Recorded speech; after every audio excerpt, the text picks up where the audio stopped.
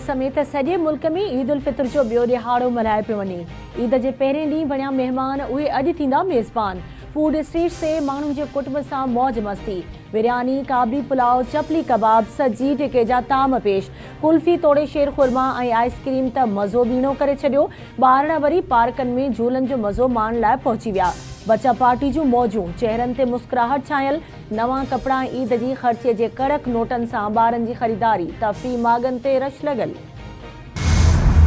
Iran जा Israeli शहर राति ते हमला 6 इसराइली मारिजी विया, 100 खां मथे ज़ख़्मी। मिसाइल हमले में घटि 20 इमारतुनि खे निशानो बणाए वियो। इसराइली मीडिया मूजिबि राति ते हमले वक़्तु रहवासियुनि लाइ अलर्ट बि जारी न थी सघियो।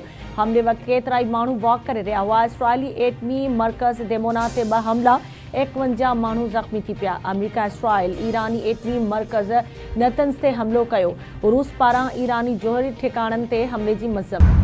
ईरान सामुंडी लंघ हुर्मज़ न खोलियो त उन जा बिजली घर तबाह कंदासीं। अमरीकी सदर जो ईरान खे सामुंडी लंघ हुर्मज़ खोलण लाइ 48 कलाकनि जो अल्टीमेटम। अमरीका ईरान खे नक्शे तां ख़तमु करे छॾियो आहे।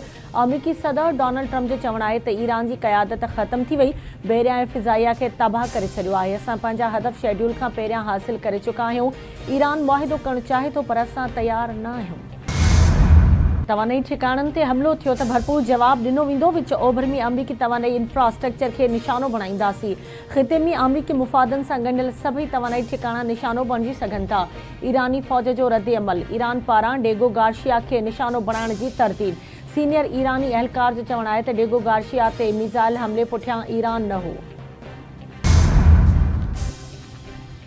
ऐं सदर आसिफ अली ज़रदारी सां चूंडियल नुमाइंदनि ऐं पार्टी अॻवाननि जी मुलाक़ात। अवामी मसइलनि ऐं उन जे हल बाबति सदर खे आगाही।